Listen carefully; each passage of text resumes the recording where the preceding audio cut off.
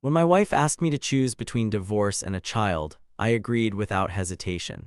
Because of last time, my main wife forced me to donate bone marrow to my cousin. She took our child herself. Later, I tried to comfort my cousin who was suffering from depression. She was pregnant with him, but she never allowed me to touch her.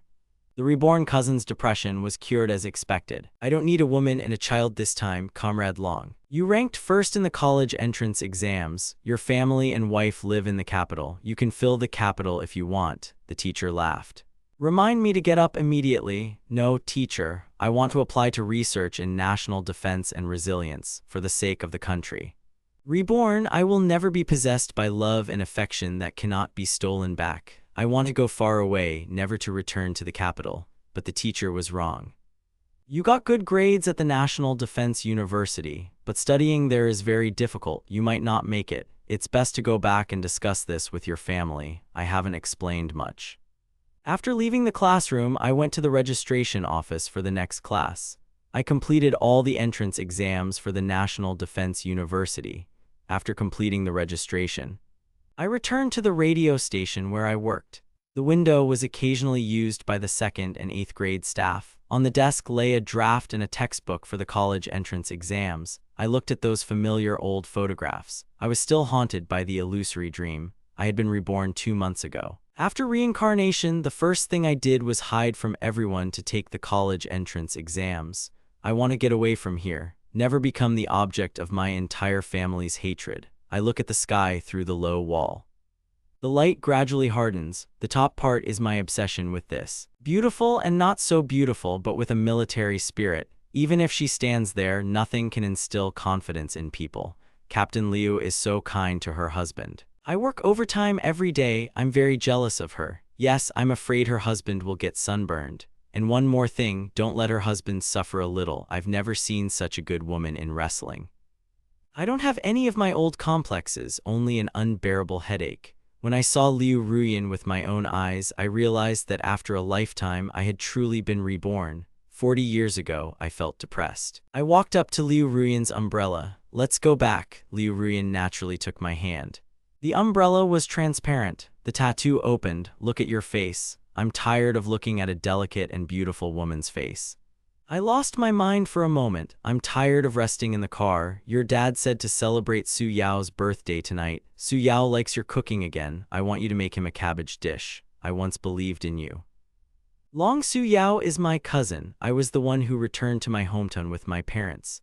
After I fell into the water, Long Su Yao's mother saved me. My parents thanked Long Su Yao for saving their mother's life. I took Long Su Yao to watch over the capital, but I didn't expect. Long Su Yao, the moment I came, my world changed. I don't know where to begin. As long as I'm with Long Su Yao, I'm the one being foolish. I have to give in. Let it be clothes, rooms, parents. Even the civil service title I worked so hard to earn, I gave to Long Su Yao. Even Liu Ruyan, my wife. And her comrades. My greatest regret in life is that I didn't marry Long Xiao. The deep hand is full of thorns. I take a deep breath and try to calm down. Tomorrow I'll be giving a final report at the radio station. I need to prepare a draft this evening. I'm afraid I won't have time to cook. Why don't you go to the He Ping Hotel for dinner? I don't want to be late. Liu Ruyan shook her head and denied it.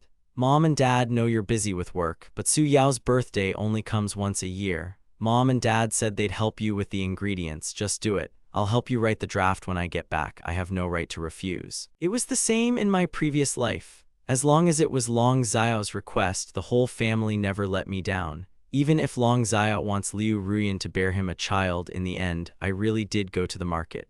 The car headed back home. I was tired of going to the kitchen, but I found all the ingredients scattered all over the floor.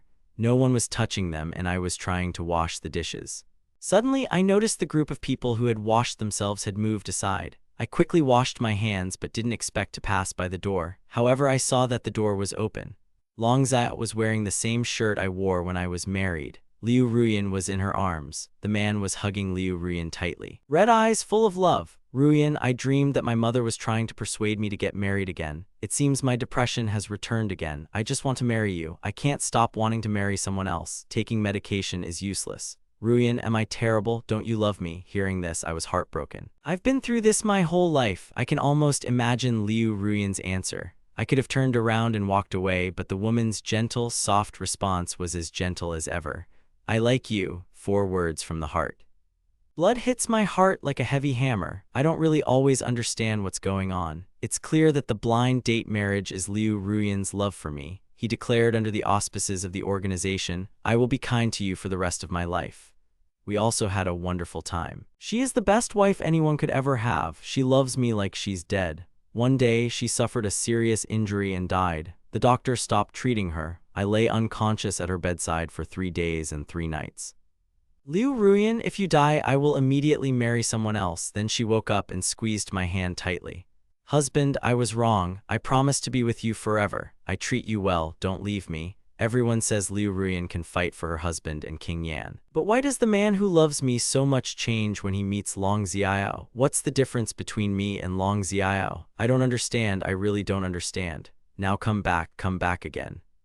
I can't make the same mistake again. I laughed at myself and didn't go get an apron. I was rejected, but I was determined. When the university received the notice, I left. Liu Ruyan had loved Erbud in her past life. I let her live freely in this life, and I spent 3 hours in the kitchen.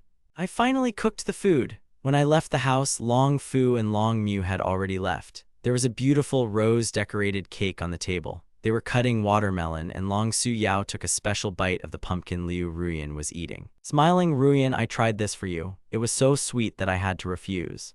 I pushed the door open, and Long Su Yao saw me. He immediately threw away the watermelon and pinched Liu Ruyan. Sorry for opening my mouth. Brother Yashin, are you and Ruyan divorced? The painting in the room is a dead end. Long Fu and Long Mu are still going about their business. No one curses Long Su Yao. Don't be ashamed to break up with other couples.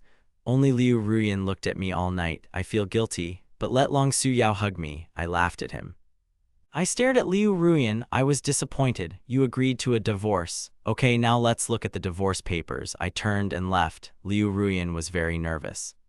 She pushed Long Xiao out the door and tugged at my hand in the hallway. Oh, don't be angry. I didn't agree to the divorce. Xiao is just very depressed. I can't support her. I wanted to explain this to you tonight. I went to calm down and pulled my hand away. There's no need to explain anything. I said the divorce was serious. Long Xiao wanted to divorce me and Liu Ruyan at that time in his life, but I didn't agree. At the time, I felt like I'd already given up so much. I couldn't bear to lose my last love, but in the end, although Long Xiao didn't end up in the hospital, Liu Ruyan and I were so close that we didn't have a family life. What's the difference between holding our fires and getting divorced? Oh God, don't be angry. Liu Ruyan was so angry I didn't say anything. I looked into her eyes. I watched her panic. I didn't know whether I was sad or laughing at her. I repeated it over and over again. I've been wrong for 2 lifetimes. 6 months ago, Liu Ruyan had a white blood cell disorder. I donated blood and bone marrow to her. It took me a long time to recover. You said the hospital conditions weren't very good. You wanted me to recover there, but you didn't come to the hospital for 3 days until I got better. The doctor asked me to leave the hospital 2 hours before the appointed time. Guess what I saw when I got home? Liu Ruyan's face suddenly turned pale. Take my hand, listen as I explain. It was Su Yao who was depressed that morning. She secretly hugged me to console me, nothing more. Yes, you did nothing. I suddenly broke up with her. I pushed that woman away. My heart nearly broke from this double life, but you were busy working with me, cooking for Long Su Yao, washing clothes. Even when he fell and was cleaning up the mess, you didn't push him away. I didn't want to tell you all this, but you really did bully me. Liu Ruyan saw my emotional agitation. Put your arm around my shoulder and comfort me, Yashin. Calm down first. We are a couple, declared witnesses of the organization. We will live our own lives. I only have feelings for Su Yao. The person I love is you. I'm not done. I shook Liu Ruyan's hand to interrupt. Hong Zhuo's gaze met mine. Can you stop talking to Long Xiao today? Liu Ruyan is a teacher. I wasn't finished. There was a knock on the door. I looked to the side and saw a mad Long Xiao. He hit the wall. Brother Yashin, if you take Ruyan, I'll die for you. Pan pan. Long Xiao hit the wall twice in a row. His head turned into a terrible dream. His head was broken. Su Yao, where are you uncomfortable? Auntie sent you to the bathroom, okay? Su Yao, don't worry, your uncle is here. I'll help you with any clothes you want. In the room, the dragon father and mother finally feigned death. Su Yao's face was filled with anxiety, wanting to restrain the dragon. I looked at the stupor that had gripped the group. Liu Ruyan had also lost his memory. He let go of my hands. A spark flickered in his eyes. Yashin, believe me, I love only you. Then he ran toward the dragon. Su Yao looked at the woman's rapidly moving back. I don't know how many times I've been knocked down in my life. No matter how hard I try, in the end, I'm the only one left standing. That's what family is like. I don't need a wife like that. Turn around and just leave, the dragon family shouted, a slap of the hand. Long Yashin, what the hell are you trying to do? Are you supposed to make Su Yao die? The dragon mother carried out Su Yao's dragon. While comforting Long Xiao, whose heart was breaking with pain, I still remember turning away and accusing him. Get out of here quickly. I won't have a son like you in the future. Those were the words. Long Mu never said that. Before, I always immediately admitted my mistakes. I wanted my family's love too much, but now my face was covered in a red swell. I couldn't shake the smell of blood from my mouth. I looked at the man in front of me with an impassive expression. I turned and left. Then came Liu Ruian's disapproval. Oh my god, you're not a child. What happened to your parents? Hurry up and admit your mistakes. Family is a good thing for Su Yao's birthday. Don't try to persuade him to leave. He doesn't have a penny. If he wants to sleep on the street, let him. I was so upset I almost suffocated. During those years, my parents didn't want to split up the family. They wanted Liu Ruian and me to pay the full wages. They paid me for the meat and rice. They made me responsible for the food in a large family. I wanted to buy new shoelaces for my worn-out ones. But my mother said it was too much money. I thought so carefully about what to do. I just wanted to tie the knot. I don't want others to say that Long raised a naughty son in our family. And Long Xiao bought dozens of leather jackets and sneakers. And hundreds of hours with roses. My mother laughed and said, my nephew he die must be the best. But now everyone has forgotten. Today is my birthday, but it doesn't matter. They don't love me. I love myself. I put aside the 300 yuan I earned from selling my work. I went to the utility company and bought a rose-shaped cake. Mouth closed, the cake is sweet. My heart is full of color. It turns out that getting the same thing as Long Xiao isn't very pleasant. Perhaps these are the things Long Xiao stole. I shouldn't have expected this. I was covered in blood and coughing. No way, I had to go to the hospital for a checkup an hour later. But the doctor said I had a mild concussion, a punch to the face. I was tired and holding my timesheet, ready to go outside. Who would have thought I'd run into Liu Ruian? He was holding a folder of documents. Written in red letters in his eyes was divorce report. He looked at each other. He quickly shoved the folder into his pocket. Then he smiled as if nothing had happened. You held my hand with a smile. Did you hear that Su Yao got sick and was hospitalized? Did you visit him in the hospital? I knew you'd think it over. You were angry that you ruined Su Yao's birthday. When you go to the ward, apologize to them. We're still the same as before, family and all that. What kind of knot is this that can't be untied? I don't know where I went wrong. Because I didn't abandon my wife. Liu Ruian said they escorted me out of the room. They simply stopped. Listen to what Long Su Yao is saying. Auntie, me and Ruian's test tube. Will it be a boy or a girl? I took a step. Liu Ruian struck. I was struck by a mass of stings. Hong Zhu also turned around. Staring at Liu Ruian, he asked, did you bring me here just to tell me you're having a child with Long Xiao? Liu Ruian's mouth dropped open. Without another word, Long Xiao ran out of the room. He pleaded pitifully, Brother Yashin, don't blame Ruian. I like children. I want a cute baby. We also comply with the terms of the life insurance. I don't plan to get married. Only this child can accompany me for the rest of my life. Do you understand? I simply looked at Liu Ruian. Open your mouth, so you've agreed? Look at me without emotion. Liu Ruian is a little nervous. Yashin, don't worry. This is a test tube of scientific training. I won't have a real relationship with Xiao. We're still innocent. I can't take it anymore. I'm so ashamed that I have a child. And I'm innocent. I don't understand your faces. I'm so confused. Liu Ruian was on a mission for a long time. When I found out they were conducting a test, Liu Ruian had already given birth to Long Xiao's child. The baby was so plump. From the moment she was born, everyone loved her. No one could have imagined how much Long Xiao and Liu Ruian longed to see their child. They were a family of 3. I was clearly Liu Ruian's husband, but he never got close to me. I had no children. I was alone until the very end, even in my past life when I died alone.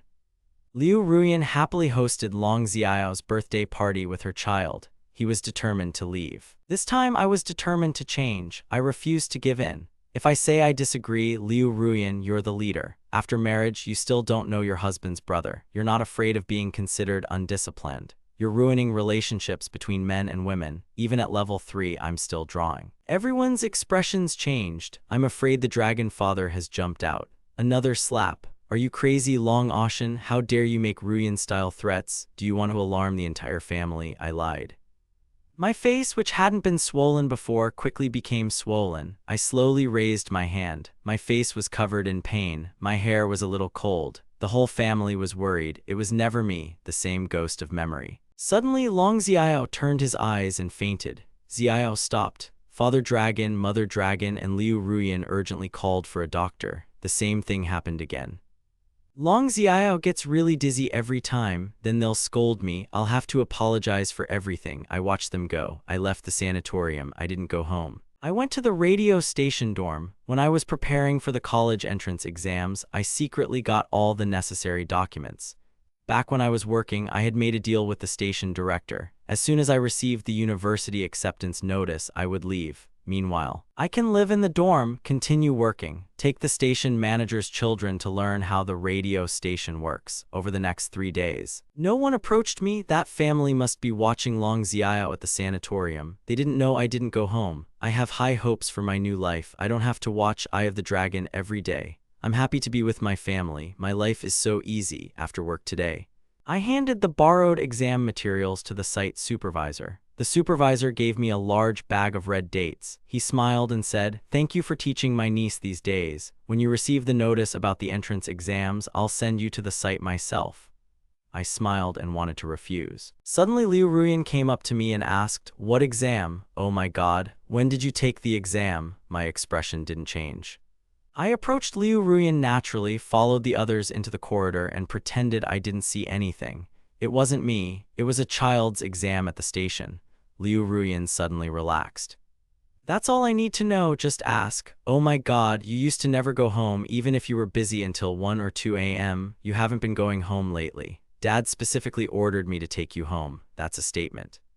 This means I need to go home. I don't want to return to the Long family. I'm being too clear. If it weren't for what I had to do, Long Fu would never have considered me his biological son. I can imagine that happening soon. I'll get my acceptance notice from university. I'm going to get rid of them. I don't want this to cause an accident, so I silently followed them home. 2 people went home. Long Fu had just finished work. Liu Ruyan hesitated for a moment. That means, oh my god, make me something delicious and send me to the bathroom. I said nothing. Liu Ruyan is here again. Mom and Dad are angry with you before leaving. Don't take it to heart. Dragon Father has a plan too. Give me a wad of money. I think you've been thinking about yourself lately. I know I was wrong. Hurry up and buy some food. I need to prepare some food and send it to the sanatorium. He's gotten used to eating your food. I haven't been eating well at the sanatorium lately. People are thin. One word. They're piercing my ears. If it were up to me, I might hug Liu Ruyan. Tell her I was treated unfairly. But I don't want to say anything right now. I'll just quietly take the money. The main thing is that I don't have to wait for them. They won't hurt me. I bought food and cooked dinner. I finished eating and sent the food to the sanatorium. A noise from the ward was heard in the hallway, but I entered. The atmosphere suddenly became tense. The dragon mother took the box of food into my hand. But that's still a long way off. Why is it taking so long? Ruyan wanted to help Su Yao finish the task, but he didn't have time. Su Yao was hungry. He didn't wait for my answer. The dragon mother was easy to fall. That's right. Su Yao is recovering. The civil service no longer wants to hire him. Give Su Yao a job at the radio station. You can rest. I'll eat. The faint flash of light sounds a little ironic. My family asked me to give in to Long Su Yao. It seems to have become a habit. Before, they asked me to donate bone marrow to Long Su Yao. It really is better than me. Even when Liu Ruyan took the child on a steel ring and threatened me. Zhang Chengnang, oh my god, if you donate your blood to save Su Yao, we will never want you to fall in love with anyone else again. That time I lost the child I waited for so long. Later, Liu Ruyan promised Rong Su Yao that she would no longer communicate with me. I was born childless. After 2 lifetimes, I remembered that these feelings were still cold, seeing that I didn't respond right away. Father Dragon was an executioner. Oshin, don't forget, if it weren't for the dragon doctor who saved you, you would have died. Now Su Yao is in trouble, you should repay him with gratitude. I turned, opened my mouth, and smiled. Okay, but Zhang Li has been very busy lately. At the very least, he'll have to work overtime until the end of the month. At the end of the month, the notice of my acceptance to the university arrived. The man can leave. The dragon mother listened. She immediately said, then go to work first, wait until you're free, then hand the job over to Su Yao. She couldn't resist. Then thank you, brother Oshin Long. Su Yao prevailed. I'm very happy. I'm not in the mood to watch them perform. I turned around and went home. It was already 9 o'clock in the evening. The room was black and empty, like a huge mouth. A suffocation appeared on my face. I took a deep breath. The lights in the room will be on soon. As soon as the notice came, I can leave. My documents were left in the radio station dormitory. I thought I'd take out my luggage, put in some casual clothes, put a few things. Who knows what will happen next? Liu Ruyan left for Hanjian to return. Look at me packing my suitcase. His face immediately changed. Why are you packing? He asked. I've already thought of an excuse. I wanted to say it was community service work at the radio station, but Liu Ruyan quickly explained. Are you still mad at Su Yao for the divorce? Believe me, I was keeping an eye on her. I was just worried she was sick. I love this world. Tomorrow is the anniversary of the dragon dress, so Su Yao is sad now. I was with her the whole time. No need to explain. I just ended the conversation. I realized my situation. There's no peace in this moment. I looked at Liu Ruyan. Since I can't let Long Su Yao go, we'll find time to sign the divorce papers. This place once gave me a home. I see myself as a husband. I no longer have any expectations for him. But Liu Ruyan suddenly went crazy. He called me for a hug. Don't tell me I'm doing this now. For the sake of our future, Dad, Mom, and Su Yao are your family. We can't argue with them. If you're worried, oh my God, we want a child too. We want a child too. I subconsciously look at Liu Ruyan and sense sarcasm in his gaze. In his past life, Liu Ruyan beat that child to stabilize Long Su Yao's situation and never said he wanted a child with me. And now, he wants to console me. He doesn't even wait for me to say no. Liu Ruyan came again. I thought once we have a child, you shouldn't worry about my relationship with Su Yao anymore. Looking at the helplessness and consolation in his eyes, I understood. There's no need. Right now, I just want to fight for my career. I don't want to be one step away from my child. I don't want to have a child with him at all. I thought about my child, whom I want to name Liu Ruyan, and about Long Xiao's child, Mom. I felt a little disgusted at seeing myself so calm. Liu Ruyan is tired and feels squeezed. You're really tiring me out. He really doesn't understand. Why did I suddenly stop hearing the explanation? My hands are slightly clenched.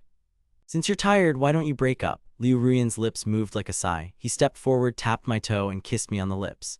Oh God, don't say that again. How can we break up? We said we'd move forward together, supporting each other. You don't want to talk about the baby. Don't talk about it, okay? I was so afraid. I was so afraid. I was so scared. I was born 2 months late. It was the first time Liu Ruyan and I slept in the same bed. I was very tired. I lay on Liu Ruyan's side. I sat and breathed. For me, this childhood has remained for 2 lifetimes. The light of decades. God, let me hug you. A gentle female voice brought me back to reality. A warm and soft woman came closer to me. The speed was so great that I couldn't refuse. I was about to push someone away, but then I heard a quiet female voice. God, you've been hurt for so long. I'm sorry. I was a little confused. I couldn't control my eyes. After that last moment, for the rest of my life, I couldn't cry in front of Liu Ruyan. I apologized at that moment, but I couldn't suppress my resentment. I felt Liu Ruyan clinging to me, holding onto my power like a giant statue trying to merge with me. He hadn't been in this position for a long time. Only once had he nearly died on a mission. After he recovered, he felt unsafe. I'm afraid of losing myself, so I'll call the police like this. I closed my eyes and forced the tears to flow again. I'm so afraid of losing myself. Why did you make me suffer for 2 lifetimes for Long Xiao? People do bad things and they have to pay for them, but I can't shake this feeling of discomfort. I didn't push Liu Ruyan away. One early morning, Liu Ruyan drove me to the radio station. I stopped in the main courtyard of the military district. Liu Ruyan was a little confused. I asked him what he wanted to do. I looked at him. I have a statement to deliver to the military commanders. Liu Ruyan was a little nervous. What app can you show me? I was about to answer. The car stopped at the hospital gate. Long Fu and Long Mu drove Long Xiao back. Upon seeing Liu Ruyan, Long Xiao immediately shouted, Ruyan, didn't you promise to come with me to pay my respects to my mother? It's time for us to go. Liu Ruyan immediately retreated. He hurriedly told him to wait for my return. I'll go with you. They left in a hurry. I saw the car drive away. I looked back. I looked down and saw the divorce papers in my hand. Nainan Liu Ruyan, we have no future. I quickly filed for divorce. Returning to the radio station, I learned I'd received notification of my acceptance to the National Defense University. I took a leave of absence and went to the registry office to transfer my residence registration to the National Defense University. I then fulfilled the request stated in the notice and bought a train ticket for 8 a.m. 3 days from now. In 3 days, I will completely sever ties with the Long family and Liu Ruyan. After all this, I felt much calmer. Even when I returned home, I was full of emotions. but my smile quickly disappeared as soon as I entered the house. The Long family had long since returned to the hall. Long Xiao stood next to Liu Ruyan, leaning his head against his, telling a joke. Liu Ruyan immediately stood up when she saw me. "Oh God, why did you come back on your own? I'm going to the radio station to get you." I laughed and added in my calmest, mocking tone, "I finished work at 5 o'clock and now it's almost 8. Liu Ruyan said apologetically, "Sorry, next time I'll be earlier." I was so happy. Now all he can think about is playing with Long Xiao. How could he come after me? But Liu Ruyan seemed to feel very guilty. She sent me back to my room to rest. She told me to cook dinner for me personally. I didn't stop. I was glad to be in this room. Soon after the door swung open, the dragon's mansion appeared before me, with a large front door shrouded in smoke. Smoke billowed around it. He brought several orders. "Did you see that too? Su Yao has a good relationship with Ruyan. Why don't you get a divorce? Let Ruyan remain Su Yao." My eyes were red from the second-hand smoke. I laughed at the joke. Remember how I cried when I smelled smoke as a child? Longfu can't lower his face. It's clear he's wrong, but he still speaks loudly. "Do you blame your father? I'll tell you. If you still think I'm your father, just be honest with Ruyan. Don't let Su Yao provoke you." Listen to this excerpt from a heartfelt conversation, just like in a past life. "I find it boring. I won't bother your family. Go back and tell Long Su Yao, congratulations. He will soon achieve everything he desires. Everything Long Su wants from me, I will get after I leave." Longfu sees me as a softie. "Slow down. What are you talking about? Who are you? You're not from the Long family, but you want to be friends. Don't worry. When you and Liu Ruyan divorce, I'll find you someone better in our family. By then, we'll live in harmony." After that, he turned and left. I laughed. A harmonious family. How can he say such a thing? But in the end, I just laughed. Okay, listen to yourself. I stole a train ticket from a well. I was so happy at that moment. I passed the college entrance exams after being reborn. I paved my own way. For the next 2 days, Long Xiao is still in the sanatorium. I'll only go home to rest in the morning. The dragon father and mother and Liu Ruyan are all around Long Xiao. I'll take him to the mountains to rest, to swim. I even took a family photo. The whole town ignored me. Another night passed. Finally, I left this day behind. At 6 in the morning, when I got up, I made myself a bowl of noodles and 2 eggs. I haven't left the kitchen yet. The sound of the front door. Long Xiao holds Liu Ruyan's shoulder. The tone is so clear. "Ruyan, the bathroom might be open in the morning. I'm a little afraid of the prenatal examination." Prenatal examination. I squatted down. Slam the living room door. Upon seeing me, Liu Ruyan and Long Xiao immediately fell silent. Liu Ruyan stood up to help me cut the noodles. "If there's no discrimination." "Oh my God, you said at the end of the month, let Xiao take over your work. I'll send Xiao to the radio station this afternoon. Let's see if that works." I remembered using the radio station as an excuse to bring Long Xiao back to the present. I saw a broken egg in the depths of Long Xiao's eyes. I nodded. "I look different?" Liu Ruyan didn't pay any attention to it. "Then I'll take you to work with me. We'll come back together in the evening," Mom and Dad said, to celebrate Su Yao's new job. I pressed the button. It didn't matter if they celebrated or were angry with me tonight. I was going to leave Beijing by train at 8 in the morning, to enroll in the National Defense University, to start a new life. Liu Ruyan glanced at her watch. Not early. I went back to the bathroom to wash my hands and sat down to eat some noodles. The next moment, Long Su Yao's quiet, joyful voice rang out. "Long Ocean, you know I'm conducting an experiment on Ruyan today. Soon she'll get pregnant with my child." Long Ocean, look at your parents. All your wives are on my side. After the baby was born, Ruyan and I became parents. You probably became a nanny taking care of me and the baby.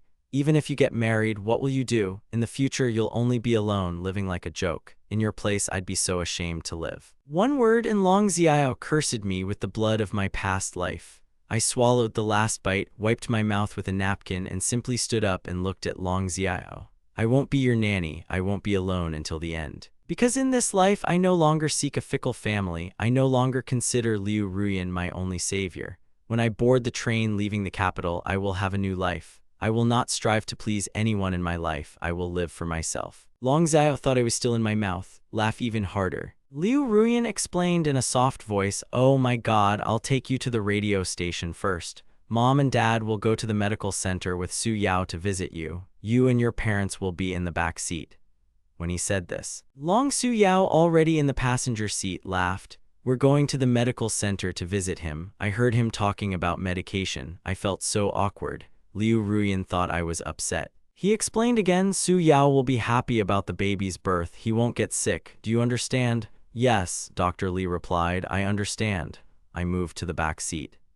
Then I closed my eyes and sat down. The back seat could only fit 2 people, and there were 3 of me. I felt very uncomfortable. So Liu Ruyan put a heart on 2 people. Why should I be so lenient? The jeep moved forward.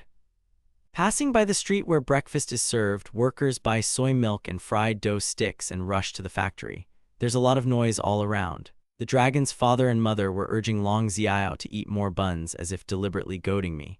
Louder, Ruyan, do you think we'll create a happy family? The voice faded. I suddenly burst out laughing. I smiled. Liu Ruyan's gaze immediately shifted from the rearview mirror. My God, what are you laughing at? I smiled, but there was anger in my eyes. I'm glad to see everyone happy. Today is a good day. Everyone will think about it. The dragon mother won't hear a thing. Pleased, my God, you can think that. I listened to him and didn't make a fuss. The family was becoming more and more harmonious. I nodded. Yes, Mom, you're right. I listened. My parents were pleased. Only Liu Ruyan suddenly felt a little uneasy. What did he mean? But Long Xiao was busy examining the body. I didn't have time. I've never been able to examine a body. I just smiled. Moments of pain in my past life, but now I can't get up. After all, I'll never have a relationship with Liu Ruyan in the future. I don't care, so I don't care.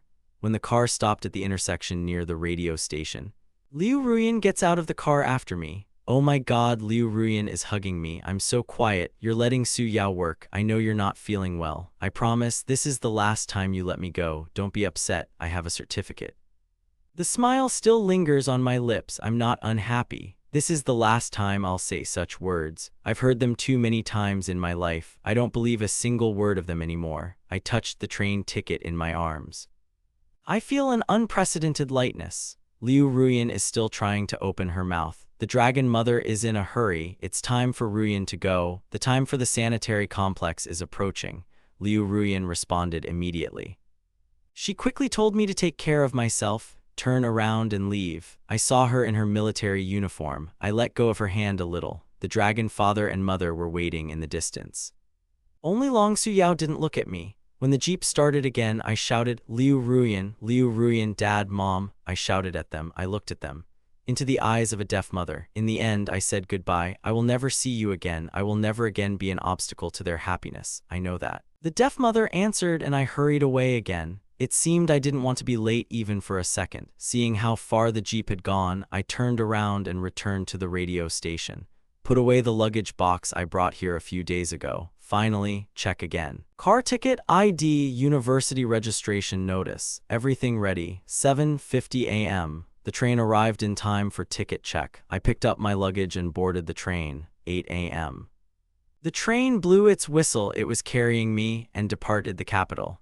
At the nursing home, the Long family was told that the fetus needed time to develop. I can't stay in Liu Ruyan's body for now. Let them come back in 3 days. Wait until the information from the nursing home reaches the political committee. Long Xiao suggested we go home and rest. Wait until the holiday. Ruyan and I are expecting a baby soon. Hospital neighbors, we all invite you to lunch together. Liu Ruyan is a little out of control.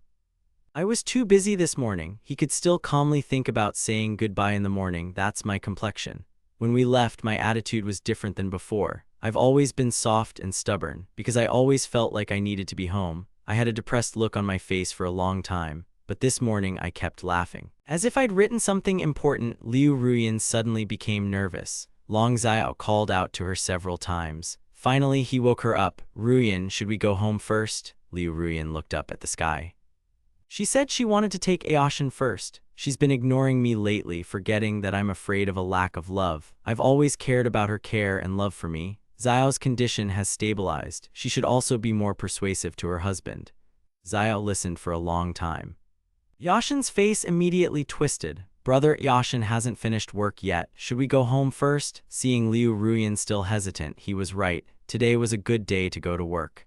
Yashin wasn't ready yet. His father and mother were also following the script. Yes, Yashin is so reasonable today. We'll talk him down this evening. Say a few more words. What doesn't Yashin understand? He said the dragon father and mother pushed Liu Ruyan all the way home. Long Xiao felt unwell. The dragon father and mother left him to rest in his room. Together with Liu Ruyan, they went to buy vegetables and meat. By midday, no one was there for lunch. The dragon father and mother found a familiar supplier. They greeted the king. "Help us weigh 10 jin of meat." The king was in a coma. He felt a little nervous after waking up. He was delighted to see the dragon father and mother. "Dragon lord, you rarely come for vegetables," he said, slicing meat in his hand. "Where's your Yashin? He was here before. It's been less than half a month. Did you go to those cheap eateries?" "Oh, don't say that. Those small-time vendors don't know whether the meat is good or not. Don't eat if you have a bad stomach. The dragon father and mother will be ashamed." "They haven't been eating at home lately. I don't know where I bought the meat. Mother dragon is a bit of a pest. I scolded that rascal. We weren't home, so he snuck in." The little king is still chattering. "Half a month ago, he also bought a rose cake here to say he was a good son in your family. For his birthday, I bought 1 or 2 of these expensive cakes to celebrate." The dragon mother heard the commotion. He thought and shouted, "Where did he get the money? Did you come to buy money from home? I knew this hooligan. I didn't do anything good. I'm ashamed to be free." He was almost lost in thought. He'd come for no apparent reason. Liu Ruyan should have stopped him, but he thought, "I really shouldn't have that much money." He remembered what he'd been doing lately. He always felt something was wrong. It was that little officer who was buying food next to him. He suddenly fell silent. "You mean that dragon comrade from the radio station? He sold me the job. Of course, I have money to buy a bag. It's 300 yuan. Liu Ruyan, the dragon father and dragon mother are all one. What did you say?" "Dragon father and dragon mother." Liu Ruyan's gaze turned to this little officer. The dragon mother was the first to ask, "Are you referring to Long Ocean? Why did he sell the work?" No one answered. He scolded Long Ocean. "What does this mean? Is it so important that you're so eager to read Su Yao? We need his work." "What envy? Comrade Long is taking the college entrance exam. He will. I can't find a job." "What? A dragon father and mother were born together. Unbelievable. I took the college entrance exam. When? Liu Ruyan is a crazy doctor. College entrance exams. When I spent time with those two." She couldn't help but be frozen, as if about to lose everything that mattered when she grabbed that little officer's hand. She hurriedly asked, "Do you know when she took the college entrance exam? Was she a volunteer in the gold field?" The little officer shook his head. "I don't know." Another man looked at Liu Ruyan strangely. "Captain Liu, Comrade Long is your husband. I heard you come to pick her up every day. You have such a good relationship. How can you ask me about this? Don't you know?" Liu Ruyan couldn't say anything. "Long Xiao has been emotionally unstable for the past 2 weeks. He, his father, and his dragon mother have always been by his side. I don't dare leave half my things behind. They've all ignored me." "Only half a month has passed. Liu Ruyan will be coming home every day. I too am waiting at home as usual. Nothing unusual. They did it before. I was never dissatisfied. So they all thought I'd be the same as before. When they finished their work, I'd need to warm up and cook something tasty for them, especially for the father and mother dragons. I learned the soup recipe and would cook it for them every week." "Think carefully. I think I haven't done this for half a month." Liu Ruyan was pleased, but the dragon father and mother had subconsciously made a promise. He was angry. "Don't tell us such important things." "Mother dragon scolded me. I want you to ask me clearly." Father dragon and Liu Ruyan were busy following them. Who would have thought that even before they reached the gate, as they were passing the military quarter, Liu Ruyan was called out. "Liu Ruyan, what about your divorce from Comrade Long? I need to think something over for you. I heard you were with your uncle recently. It's not entirely clear. You're a typical representative of the Beihua army." Liu Ruyan's legs are out of place. "Divorce? What divorce? I'll divorce him." "Liu Ruyan, be serious. Don't talk nonsense. Comrade Long is my husband. How can you divorce me?" The commander was surprised to see him. He held a file in his hand. "You've already signed the divorce petition." Suddenly, Liu Ruyan's mind went blank. He almost lost confidence. Looking at the commander-in-chief's hand, he saw a divorce petition for an already troubled man. At that time, Long Xiao was ill. He thought he had hidden it well from himself. "I don't know anything at all. The leader is still counting. Comrade Long has turned the tables. I don't want to go back at all. It's obvious you're hurt. Even so, he didn't say a single bad word to you. You said you were being stupid. Stop for 3 months. You gave me a good idea. Educational lessons." The leader, hurrying to leave, said, "Liu Ruyan is frozen. Already frozen. I can't say a word." "Ruyan, what the leader said is true." Liu Ruyan was awakened by the dragon mother. The middle-aged woman asked why Oshin had changed the matter. "Why don't you come back? I'm his mother. Doesn't he want to be respectful to me?" Father Dragon was also shocked by his own stupidity. Liu Ruyan turned around. "Oshin doesn't want to leave us. Maybe he's talking about Chi Hua. He's thinking about the time before university starts. He's back on track. We're overprotective of him. When we get home to apologize to him, let him calm down and everything will be fine. He said, run home immediately, Dragon Father and Dragon Mother. Although I still think I'm threatening them with this, it's still Lee Kui. Wait for him to return to prepare his favorite fried eggs with wine. The dragon said. The Dragon Mother nodded, yes, yes. The three of them returned to the dragon's house. I approached the door and looked around briefly. After Liu Ruyan's guilty expression appeared, she wanted to simply open the door, but I heard Long Xiao calling from inside. I warn you, I pushed Long Oceanfu into the water with my mother. Because of this, my mother drowned. Once this money is sent, you will be overcome with nausea. No one will be able to tell that Long Oceanfu is alive. I am not the only son in the Long family. If I feign dejection, I will force him to die to get the other half of the money. Then I will contact you to hand over the money. At the sound of one sentence like thunder in my ears, the mother dragon's large, double eyes point to the door. Look at the father dragon and Liu Ruyan behind me. My mouth is open, but I can't say a word. Liu Ruyan was completely lost in his thoughts. Previously, he had been calm and despairing. Divine love filled his soul, and his heart felt as if it were being scorched by fire. He was in a state of shock. Long Xiao is still freezing. The caller, shut up, if I fall you won't get half a cent, understand? Hang up. The phone rings. The microphone is returned to the seat. Long Xiao opened the door. I was planning to go downstairs and wait for Liu Ruyan. Incidentally, I pretended to be sad. He was alone at night, but in front of the three people standing at the door, Long Xiao let out a loud scream.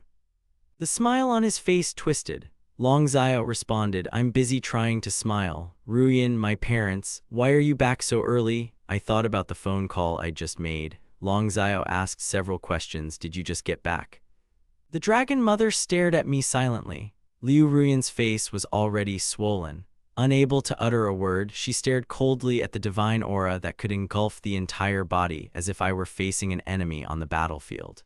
I sat motionless. Ruyan, what happened? I asked. As soon as the words were out, the dragon mother nudged me. What did you just mean? You said you pushed the sky into the water. You hurt your mother too. My face turned pale. Only now did I realize that all three of them had heard my words. Embarrassed, I explained, no, I didn't do that. I was just joking with an old friend. He's from the theater troupe. I didn't have time to finish the conversation before Liu Ruyan interrupted me. You still want to make the sky die? The divine color on the woman's face at that moment shocked me. I can explain. I realized all my crimes and became very nervous. I pretended to be dizzy and took just a step back, but Long Mu caught me. His fingers dug into my flesh and I felt pain. Liu Ruyan stood in the doorway, cold and sad. I was afraid of the weather and my mother, pretending a little and trying to explain everything more slowly. My family's actions caused a storm of indignation. Long Mu used to be afraid that the neighbors would treat me like Tanzai, and he never allowed anyone to approach me. But this time my family surrounded me. Long Mu refused to close his eyes. Everyone looked at me and I, crying and feigning misery, said, no, Auntie, you hurt me, it hurts, I feel so bad. I cried for her before, kind-hearted dragon father and mother. At that moment, the dragon mother went to her bedroom and found a letter with money.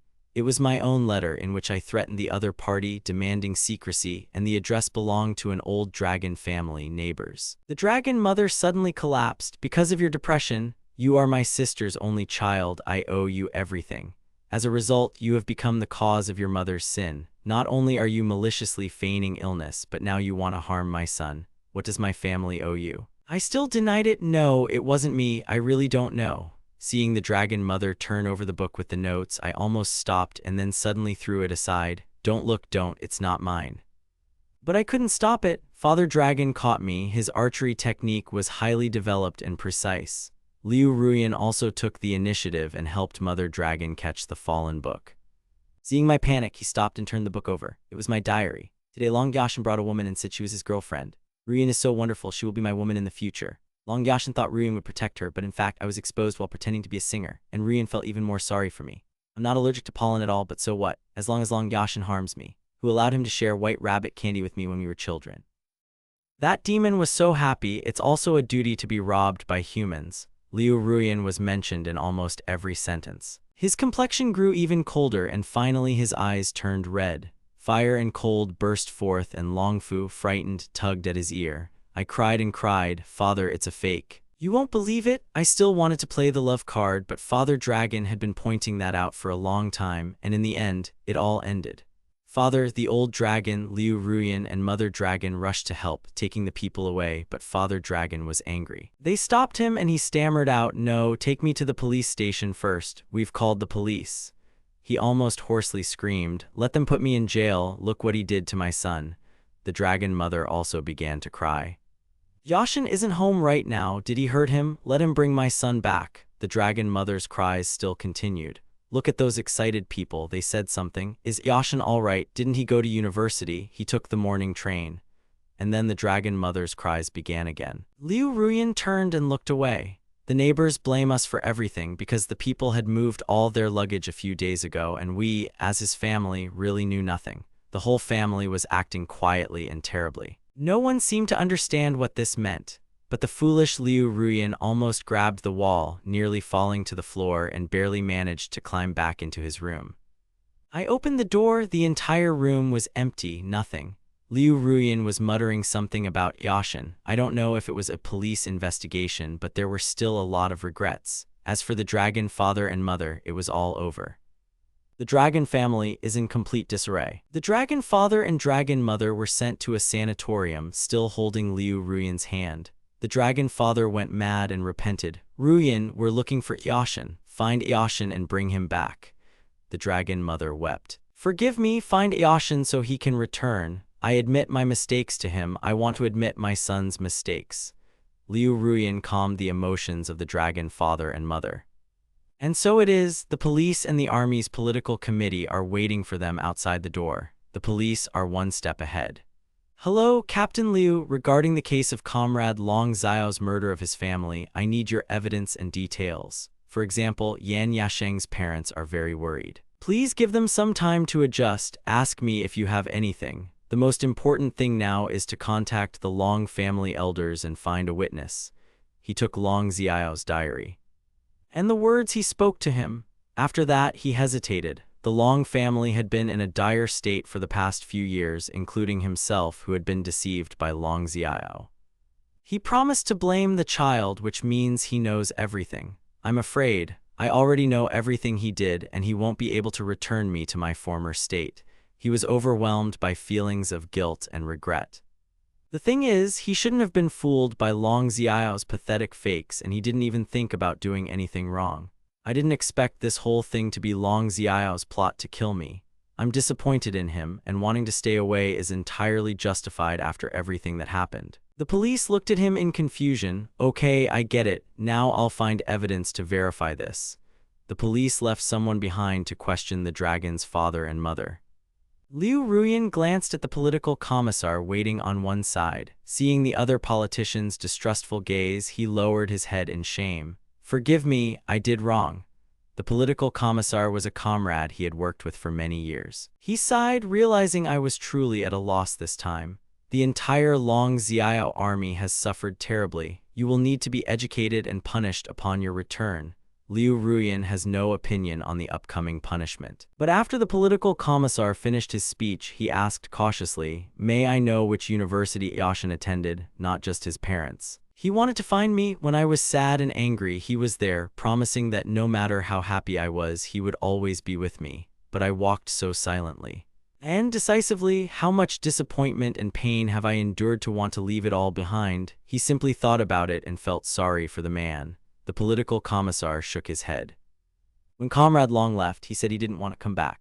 He also left behind the guardianship fee for the second eldest member of the Long family, and signed a guarantee to return the salary in the future, asking the organization to help keep it a secret. The organization looked into your family's situation, and the person who arranged everything arrived late and agreed. Are you going to ask him where he is? I can't say Yashin doesn't want to come back. He always lost him. Liu Ruyan sat on the ground, completely at a loss. He was a soldier who always bled but never cried, but his eyes were red and the tears were streaming. Half stupid, he raised his hand to cover his face, and the doorbell rang, a cry and a plea. "Yashin, might Yashin, Long Xiao has finally." He was informed that his cousin and his mother had been in the water and had killed his mother. Due to his bad mood, he was locked in prison, and the dragon mother mourned. Not only because of his sister's death, but also for the sake of his own son's happiness, the dragon father quit his job as a maintenance worker, searching everywhere for his whereabouts.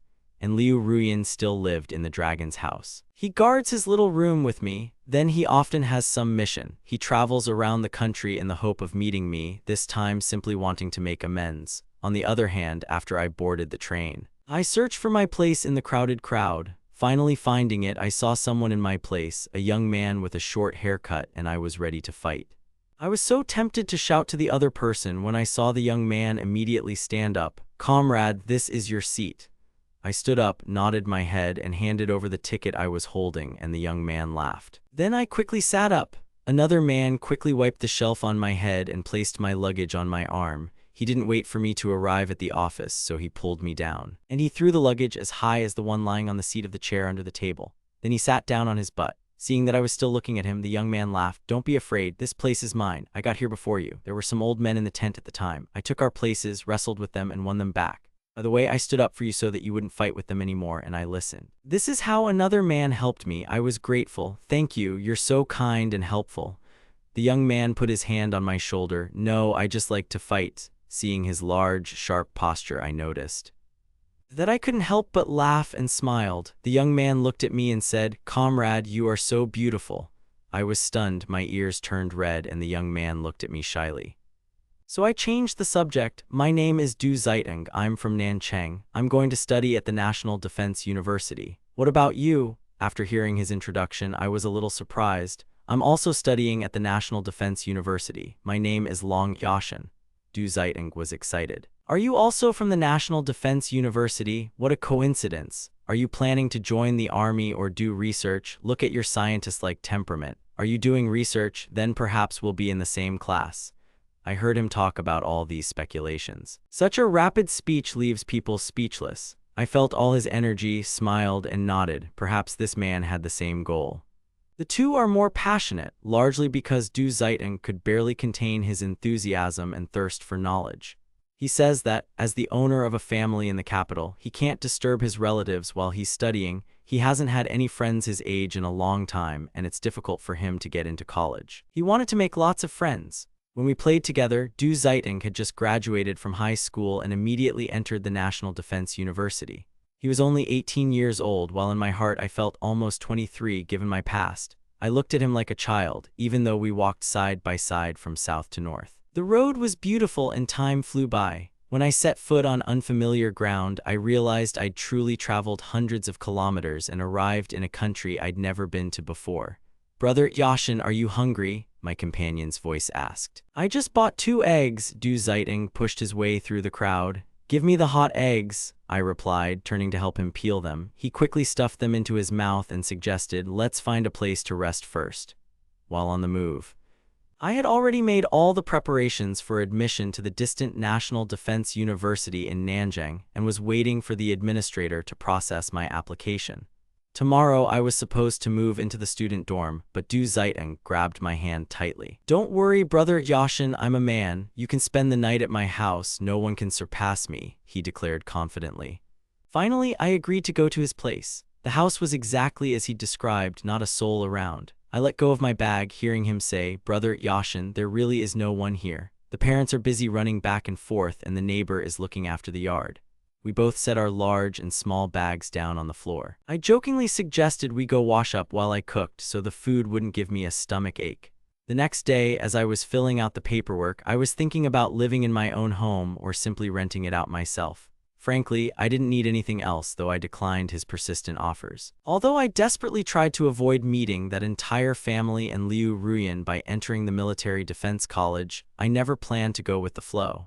I had a clear vision in my head, and no one could take that away from me. In my previous life, I was hopelessly late. But in this one, I will definitely use everything for good, for everything I missed out on before, and for the country that raised me. Having experienced everything firsthand over the past decades, I knew full well that much knowledge could be used for the great benefit of the state, so I couldn't afford to relax.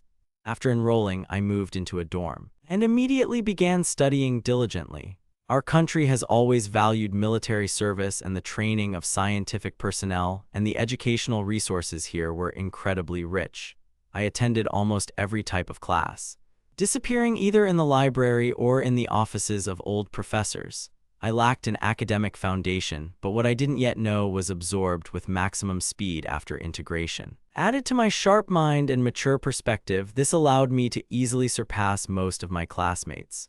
The older professors became increasingly attached to me. One of them, Professor Lee, not only patiently answered all my questions, he also began taking me along to experiments, introducing me to valuable equipment and showing me how to use them. Time flew by until one day I was delayed by a very difficult task from my old mentor. I spent the night in the library poring over the information, and Du Zeitung, who was doing his homework, stayed with me until evening. "Yashin, have you written down everything in the sky yet?" he asked as I was once again poring over the data. All the necessary information finally fell into place. After deducing the last condition, I had that long-awaited sense of enlightenment. I had finally solved the problem. Looking at the scribbled sheets of paper in my hand, I couldn't help but smile. Du Zeitung immediately began to encourage me. "Well done, Yashin, you're simply amazing." I rubbed my tired, slightly sour eyes from the strain and looked at him. "Thank you for staying with me so late. How about dinner?" Hearing this, Du Zeitung, who was about to wrap up, he instantly perked up. "I want to eat those wontons you made last time. The dough and filling are already waiting. You just need to mix everything together." I laughed. "Okay, everything is ready." After packing my things, I went home with him. On the way, Du Zeitung lightly patted me on the shoulder and whispered, "Yashin, when you read me your notes, they matched the problem my cousin was solving exactly." The day after my cousin submitted his paper, I was assigned to Professor Lee's research group. I was shocked, but didn't pay too much attention to it. Deciding it was just a coincidence, I handed Professor Lee the fully completed problems the next morning and didn't even expect to be called into his office. The professor, not usually known for his gentle nature, beamed with happiness. "Oh my God, you're graduating soon. Would you like to participate in my new research project?" I was genuinely delighted, as I had long admired this man. Capital Military District University. The commander looked closely at the woman in military uniform. "The witness is here. I have a task for you. There's a research project in Blue City that requires equipment recently purchased abroad. Take some people and personally escort it. There must be no accidents." Liu Ruyan replied clearly, "I guarantee the mission will be completed." As he was about to leave, the commander sighed. "Zhuyan, it's been almost 4 years. Can't you really find yourself a new companion?"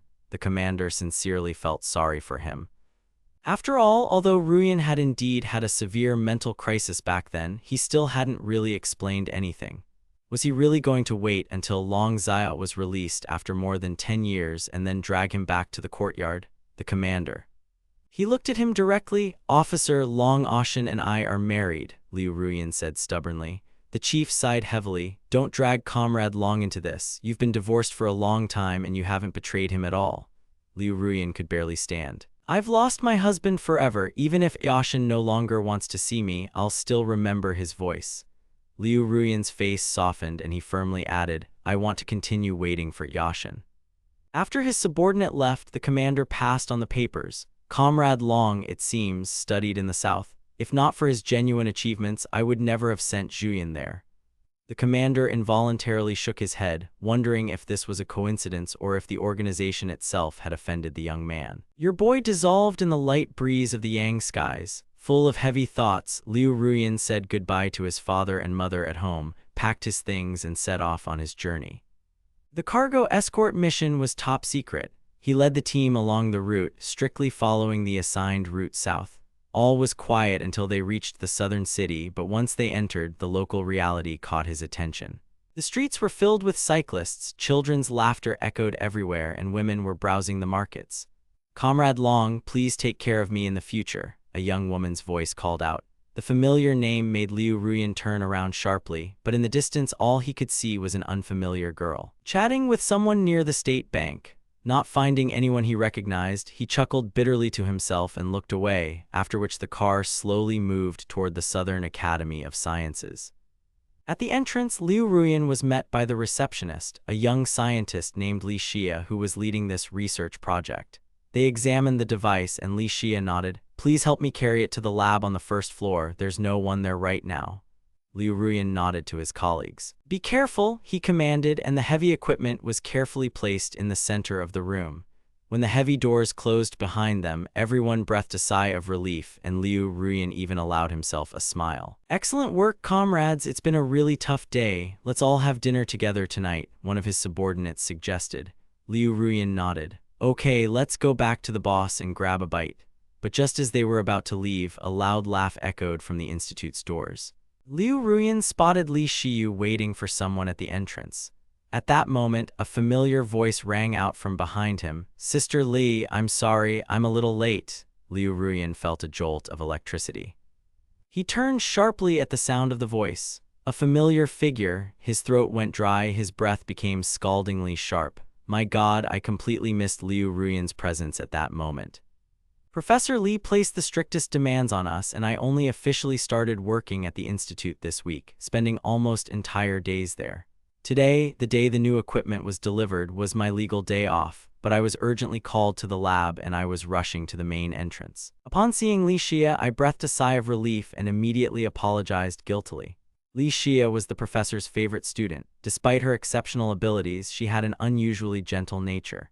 If she hadn't constantly stood up for me, Professor Li would certainly have scolded me much more harshly, so I always felt at ease around her. Li Xia ran up to me, sighing playfully. "I thought you wouldn't show up today at all. I was even worried." She almost always treated me like a child. I felt a little embarrassed but confident, as my task for the day was complete. I was about to greet Li Xiyu when I suddenly heard Liu Ruyan's familiar voice nearby. "Why is he here?" I was surprised, but before I could react, I noticed Liu Ruyan's face contort. He rushed toward me, shouting, "Watch out, watch out." The next moment, I felt a sharp jolt. Looking around in surprise, I saw a young officer from the Research Institute rushing back on a bicycle with broken brakes and nearly hitting me. I should have been the one hit. But instead, he remained completely unharmed. At that moment, Liu Ruyan ran up and intercepted the bicycle, helping him cope with his panic. The officer, trying to get up, fussed and apologized, but Liu Ruyan no longer paid him any attention. His heart was pounding wildly from the horror he'd just endured. He wanted to check if I was hurt, but I didn't wait for him to speak and immediately grabbed Li Shiyu's hand. "Li Shiji, are you okay? Come on, I'll help you in. There's a nurse on duty at the clinic." Liu Ruyan froze in place, looking straight at me, but I pointedly ignored him. Helping another woman navigate her way inside the Research Institute building. Everything was fine. I had to smile because everything was going well for Yashin now, and I was genuinely happy about it. His comrades looked at his pale face, realizing there was little joy there. After all, the institute was a top-secret facility, where Liu Ruyan, given his status, was not allowed to enter or exit freely. His companions tried to gently lead him away. "Comrade Liu, it's time for us to return," but he only frowned, looking warily at the closed door. The hall was eerily empty, not a shadow was visible, but his gaze seemed to pierce the thick walls as if he had just seen me silently jump over the barrier. In a quiet, unyielding voice, he told his comrades, "You go first, and I'll wait for Yashin to come out." The soldiers, aware of his silent pain, stopped arguing and silently retreated to the checkpoint. Liu Ruyan continued to wait from early morning until late at night. I never left. Late that night, another guard came on duty, but Liu Ruyan still stood motionless nearby, his eyes fixed on the coveted door where passes were checked. He advised him to return and rest, as the Research Institute had a special dormitory for researchers. Everyone would have to live there for perhaps 10 days or two, but Liu Ruyan categorically refused to leave. He continued to stand at the entrance, waiting for his missing husband to appear, as if punished for his past mistakes. Without moving from his spot and watching tirelessly, he finally waited for his neighbor to appear, while figures and shadows bustled about the hall, with Li Xia and I flanking him. A man emerged from the doorway, and all three smiled, reminiscent of a happy family. The sight made Liu Ruyan's heart flutter so violently that he almost leaned forward.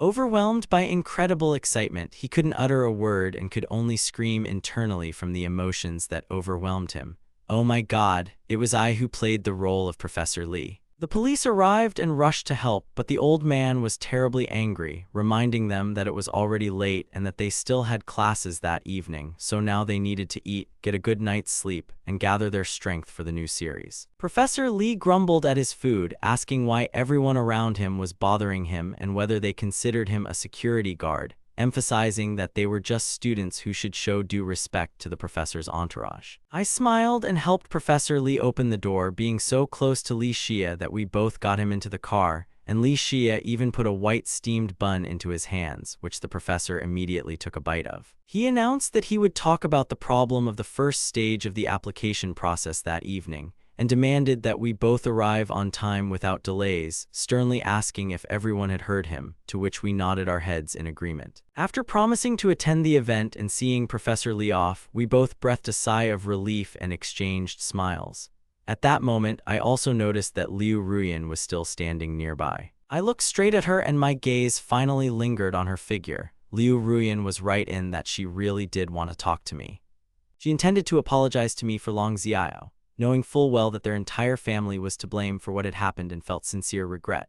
For so many years, I had cherished the memory of Long Xiao as a treasure of deep love, and it was only for the sake of moral composure and good manners that she tried to be so kind to me, while the dragon's parents returned home every day only to wash their faces. She felt terribly guilty, desperately needing my support, because even despite how cruelly the Long family treated me, I remained optimistic and did not give up, actively getting a job at a radio station and getting back on my own feet by the time we met. I even gave him flowers, and he once heard me say that since I couldn't find warmth in the Long family, I would create my own home with a person willing to show kindness so that we could live our whole lives together, which Liu Ruyan now remembered with bitterness. My heart felt like a gusty wind, cold and lifeless, because he had let me down. He had been in love with me then and had sworn to devote his life to me, but he had broken his promise, and after everything I had been through, I finally realized he had been wrong. I laughed less and less and sank into silence, simply silently watching him and Long Xiao, and if before he considered my prejudices exaggerated, now he himself understood everything and realized his own mistake. He looked at me and tried to quickly smile, but Liu Ruyan only felt a sharp pain in his heart and hurriedly said,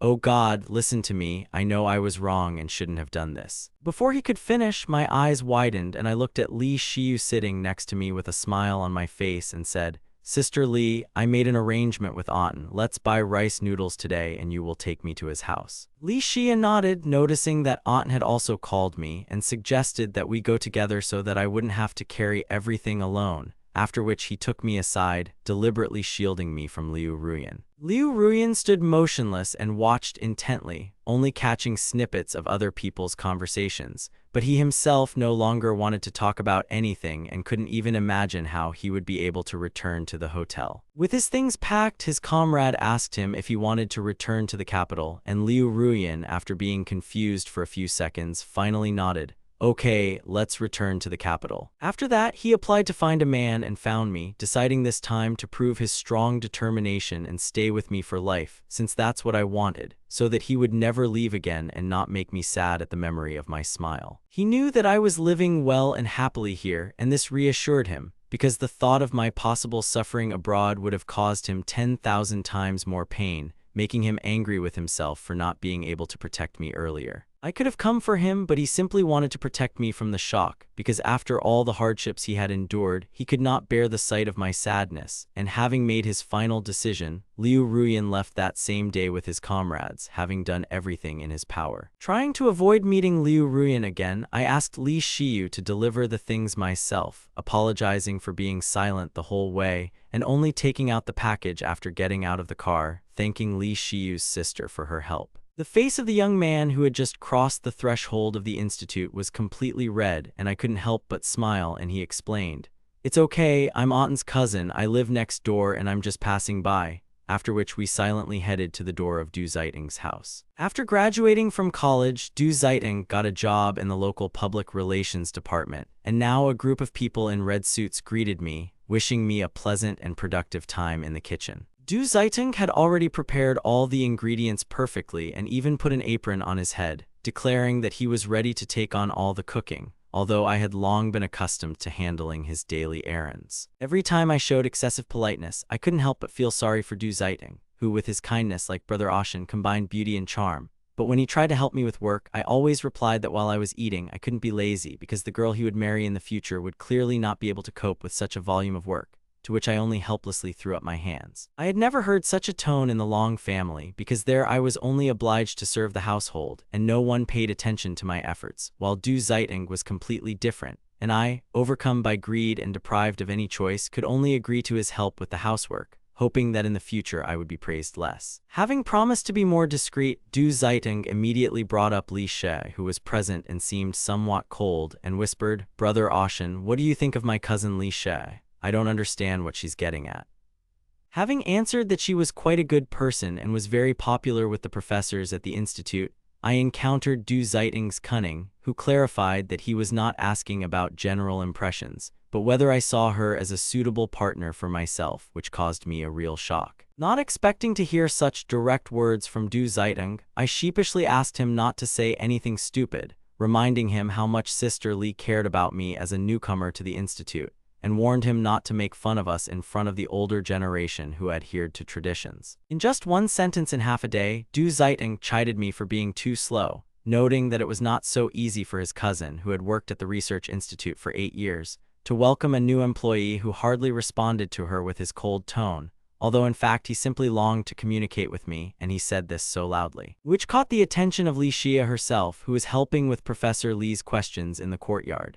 The soft-looking woman rose from her seat, and I looked at her carefully. Her cool eyes betrayed a slight frown, alternating with tenderness and concern, as if she instinctively guarded our kitchen solitude after our time together. Hearing this, I was about to go to Professor Li's evening classes or at least return to the dorm to rest, but the annoying Du Zeitung left me no choice, and I had to drag myself along with him to the National Bank shopping center. Walking there closer to dusk, I waited for Li Xiyu to arrive on time, ignored Du Zeitung's meaningful look, got into the car and began to straighten out my clothes, completely at a loss for words. Du Zeitung assured me that Li Xia was constantly looking at me with a special expression, as if she really liked me, so I pinched my tense muscle and cursed silently to refocus my attention, took out my calculator, and decided to just ask Li Xia herself about it right after getting out of the car. Finally coming out of my stupor and maintaining a cheerful appearance, I called out to her loudly, "Senior Li, should we go to the professor first or straight to class?" To which Li Xia replied that we needed to go to class, and in the meantime the professor woke me up, forcing me to go invite him to my father, and while I was saying goodbye to myself out loud, I was called out at the most unexpected moment. "Oh my god!" Li Xia looked at me without straightening his legs and quite rightly called me by my name, which didn't look very polite. But I subconsciously blurted it out in response, and now I could only stand there, confirming Professor He Li's words that if the female soldier in the morning needed help, she should come to me. Li Xia, a little nervous, quickly defended himself. "I didn't mean to intrude on your privacy, But I looked up at him and suddenly laughed, asking, "Didn't you ask me this morning if I knew this person? Well, I know her. Her name is Liu Ruyan, and she's my ex-wife." Hearing this, Li Xia immediately declared that their divorce was most likely her fault, and at such obvious bias, I couldn't help but laugh, the first time I had smiled sincerely since leaving the Long family. And although I felt like I was biased against Liu Ruyan because of my past experiences, when my classmates were heatedly discussing my divorce, and the students who were angry at me in the hallway didn't even dare raise their heads, Professor Li deliberately bombarded me with questions. During the lesson, in order to then publicly praise me, while Li Xia, not knowing the whole truth, rushed to defend me, although nothing like this had ever happened to me because my father and mother were distinguished by the highest justice and morality, never allowing themselves to be impudent. As I thought to myself, I remembered that Liu Ruyan was a leader who deeply respected Li Weiwang, so she simply could not show selfishness, and the realization that I had harbored groundless prejudices brought me incredible joy and relieved me of my last worries. But didn't I make a mistake by telling Long Ziang everything without much justification, even allowing myself a light joke? Perhaps I was too narrow-minded, because even knowing Long Ziang was depressed, I still acted like a blind man unwilling to repay a kindness, and my voice gradually faded. Li Xia immediately grabbed my hand and firmly said, "No, I never doubted you for a second. You are not that kind of person at all," and I silently looked at him in response. Believing that I was still tormented by doubts, Li Xia hastened to explain that depression is an illness that requires scientific treatment. But he does not want me to follow the lead of those who disregard medical principles, live meaningless lives for years, plot harm to others, and refuse to take medication, adding, "You are absolutely right, but your family and ex-wife really came too close, causing you to be lost for a long time." When Li Xia explained the clinical aspects from a medical perspective to me, Rong Ziang's sick son, Su Weiyu, He demonstrated such thorough knowledge that I couldn't help but laugh and, in response to his nervous explanations, merely nodded, agreeing that education matters. The whole point was that Li Xia was simply afraid that I would stumble and go beg for mercy from friends and relatives, so she not only supported me with her hands during attacks of stomach pain, but also rarely scolded Professor Li, who had been angry with me lately. And in addition, she took me home and showed sincere concern. You shouldn't pay attention to all sorts of sloppy people. Because you are excellent, you need to study hard, and the future of science depends on you. And Professor Li shouldn't say too much, although his own wife is quite a chatterbox. To put it bluntly, I immediately recognized Lao Li in the teacher, who categorically refused to admit that I was untalented, and I had no choice but to obey. Because even with a complete lack of outstanding skills, he still accepted me as a student, despite his cold disposition. Looking me straight in the eye, he demanded, "If you don't recognize me, then who else are we supposed to look for here? The entire lab is at your disposal." But the professor's fiery temper sparked a full-blown argument, and I quickly bowed respectfully. Having politely offered Professor Li some tea, I acknowledged my mistake with a relieved smile, after which the teacher finally left his house. I still had the gray headband on, and the sweat from the excitement I had experienced was pouring down my entire body. Because at my age it is so easy to lose my composure, and I almost burst into tears, mentally begging the mentor's mother to save me, until Aunt's voice came from behind the door, asking to take me away. Li Xia approached the door and said that he had just delivered the materials to Professor Li, and had also dropped by to help Du Zite and gather the people since everything necessary had already been handed over. After Professor Li scolded me in class, Li Xia silently followed me out, gave me a gentle smile, and asked me to go back in, and I just peeked through the half-open door to make sure everything was okay. After reviewing the contents of the materials, the teacher's anger changed to mercy, and Li Xia explained that he was his favorite student, which I readily believed, although I cast a look full of regret at him, remembering very well who exactly was the cause of my morning pain, although he himself did not even look at me. It all seemed a little unnatural, and he noticed that I seemed to be smiling when the teacher accepted me as a student. I automatically touched the corners of my lips, which indeed almost never drooped, for I was used to smiling, although communicating with this stern teacher in the midst of the summer heat took a lot of energy. Someone was selling lollipops in the alley, and all the children immediately rushed to the stand. I exhaled loudly, looking at this icy delicacy which, although far away, tasted as delicious as my current mood. Despite the residual anxiety and pain, my whole body was immersed in absolute calm. I felt happy and ready to laugh, realizing that all the fears of Professor Li that had tormented me since the moment of reincarnation had evaporated, and I involuntarily squatted down. Following Li Xia's halted position, I caught his shining gaze, which instantly made my face flush, and I quickly shook my head, muttering, "It's nothing, I'm just saying." How grateful I was for everything, feeling as if I had been transported to the warm South, because entering the National Defense University turned out to be a truly wonderful event, during which the research routine flew by in one breath. Formally enrolled in the Research Institute, I was assigned to a project group led by Professor Li, and, recalling the past and deeply experiencing the enormous changes in the country in recent decades, I began to understand much better the technical difficulties of the past, although they no longer seemed insurmountable to me. Having tried to apply this sidelong news to solving a real-world problem, I realized that 4 years of study had not been wasted. The experiments proceeded remarkably quickly, allowing me to record important results since I knew the beginning, the end, and the entire research process in advance. My level of preparation was already well above average, so I continued my studies diligently, allowing time to pass steadily. On that memorable day when I had systematized all the data and built a clear concept, my proposed plan received thunderous applause from Professor Li, who immediately asked Li Xiu to join the experiment, and it was then that I discovered one interesting detail. The second head of our research institute turned out to be Li Xia, and to my even greater surprise, this man who pushed me towards this project possessed a true genius, managing to calculate a result based on current calculations and my considerations that was infinitely close to future technologies, right up to the successful completion of the entire experiment. Feeling slightly dizzy, I heard Li Xi's worried voice, "Oh my God, what's wrong? Are you tired?" Only after noticing my confused state did he fearfully take me to the restroom until my pale face returned to normal. Holding Li Xi's hand tightly, I mentally rejoiced. We had done it, because the available materials clearly confirmed that the power plant was ready for launch, promising the country's military another major breakthrough and the opportunity to build advanced ships much earlier than scheduled, which filled me with great honor and wild excitement. How wonderful it was to be doing what I loved, to be part of a research institute and working side by side with all these people. Even though this triumphant excitement dragged on for so long, and the researchers surrounding me reminded me that I had been asleep for too long. Catching intense glances with a slight hint of smiles, I blushed deeply, immediately let go of his hand, and in the ensuing ringing silence, everyone suddenly came to life. Someone pointed out that it was perfectly normal to feel a little nervous about a successful project, and since team leader Lee himself was not at all opposed to me holding his hand, I could sign the documents with even more confidence. The others chimed in, "Let's sign, why be shy? You've expressed our shared admiration so vividly, so why hold back?" which made my face blush even brighter. Trying to act calmly, I laid out the materials and went to look for the teacher.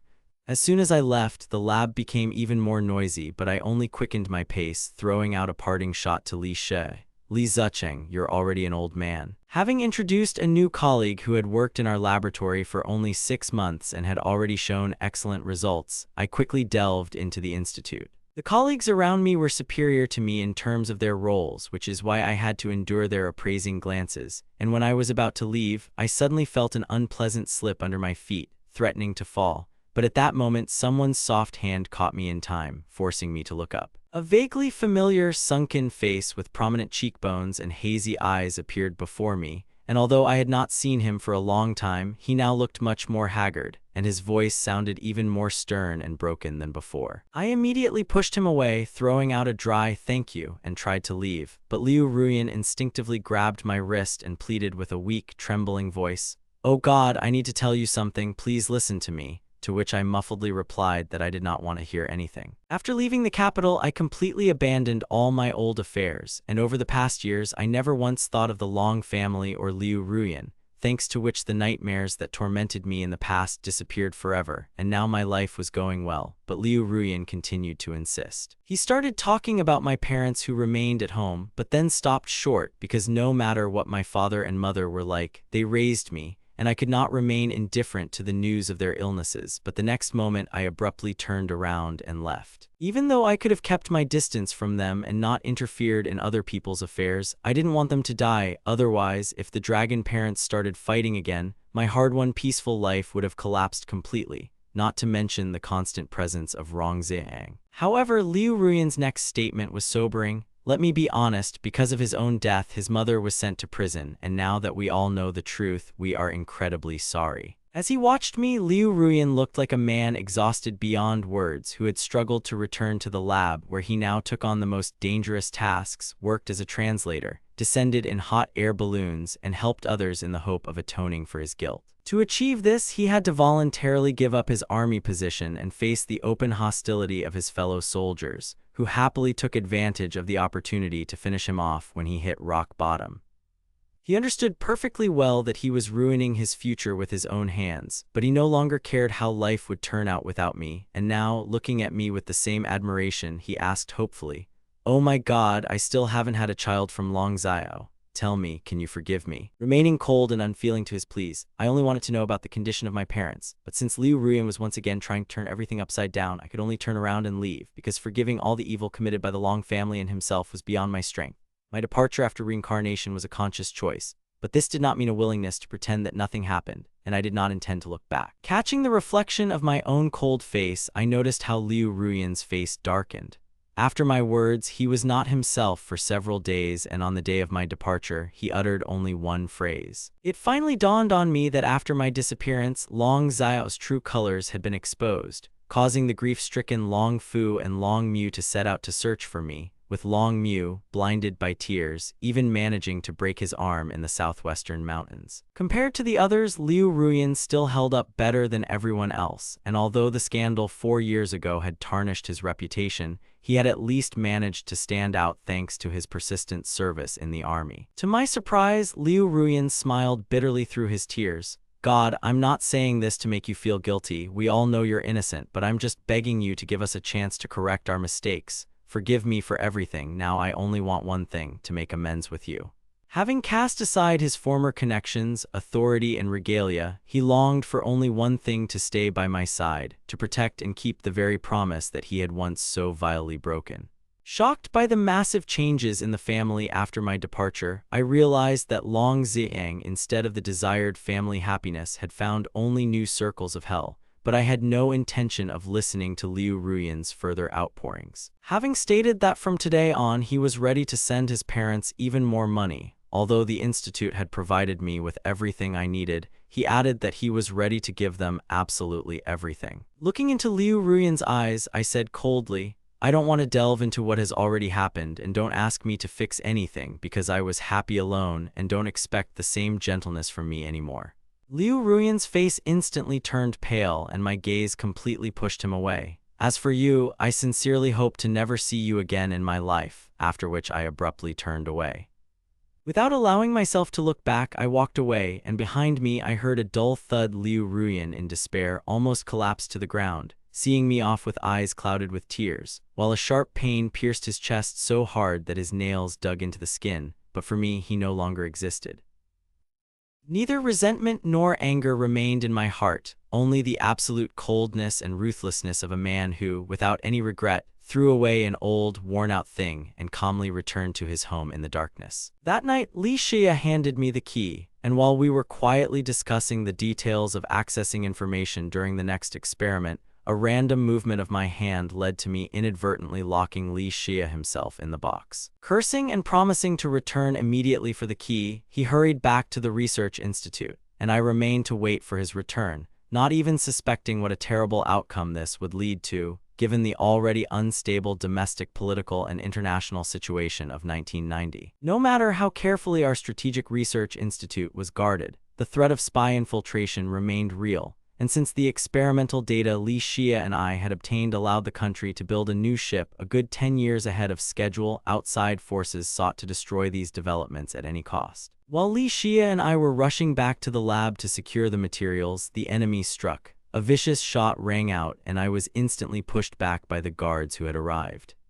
Hearing a dead silence from within, followed by a powerful explosion, I froze in place, unable to control myself, while the guards led me to a safe zone, where I spent about half an hour of agonizing waiting, watching the ominous shadows of the corridor tremble in short flashes of chaos. Li Xia safely emerged from the smoke-filled corridor under reliable escort, and when I, having caught my breath with a complexion reflecting deep anxiety, hastily bombarded him with questions about who was injured, he noticed me in time. From his relaxed face, it was clear that the situation had been resolved, but it turned out that I myself was the target of the attack. But Liu Ruyan took the blow, saving my life at the critical moment, leaving me in complete shock. The wounded Liu Ruyan was immediately transported by medical staff to the best and largest hospital in the city, where constant care was required, and Li Xia, proudly declaring the need to visit our savior together, took charge of all the security. We waited patiently outside the operating room, and noticing my silence, Li Xia gently consoled me, reminding me that the wound had not affected any vital organs and would heal quickly,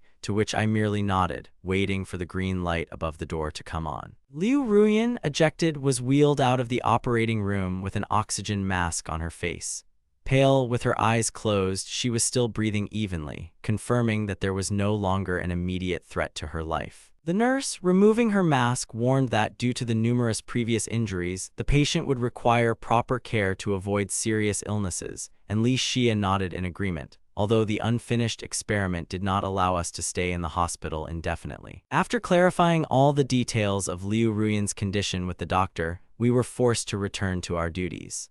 Li Xia and I were housed in a small courtyard at the Research Institute, where the entire South was under close surveillance, and work on the project continued with renewed vigor under my personal leadership, despite the news of the recent attack. I began to prepare soups more often, which Li Xia, who was caring for the physical condition of the recovering Liu Ruyan, passed through the guards whenever we approached her room. After about 6 months, the researchers began to gradually reduce the diet, and the experiment itself ended in triumphant success, after which I was scolded for the fact that the awakened Liu Ruyan wanted to see me, and I, inviting Li Xia with me, went to the hospital to see the frowning woman. When she met my gaze, she expressed a pain of loss so deep it felt like it was sealed in a can, and as we walked down the hospital corridor, I suddenly asked, "Sister Li, do you like me?" causing Li Shi's face to turn deeply red. Unable to suppress a nod, I watched as the color rose even deeper into her cheeks, although she herself sheepishly noted that she was acting too cold, after which our voices finally died down. Suddenly, Li Shia stopped, turned to me with an incredibly serious expression on her face and said, "Comrade Long, I'll take this opportunity to officially confess to you and ask you, would you like to marry me?"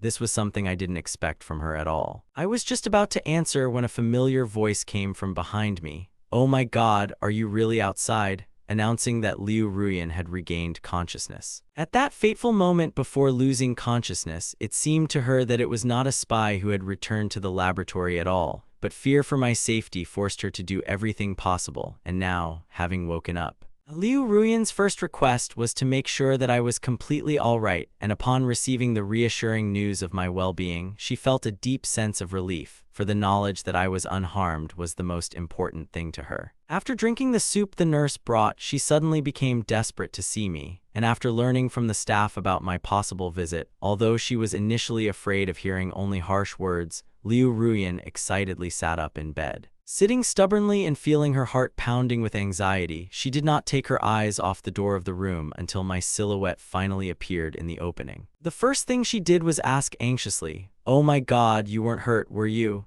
And after hearing my calm answer that everything was fine, she calmed down a little, continuing to look greedily into my face. As if she had forgotten how to blink after the near-death experience, she finally realized the truth of her heart, firmly deciding to stay by my side at all costs, to love and protect me until the end of her days. After a short pause, Liu Ruyan asked in a trembling voice, "Tell me, my God, was it me who protected you?"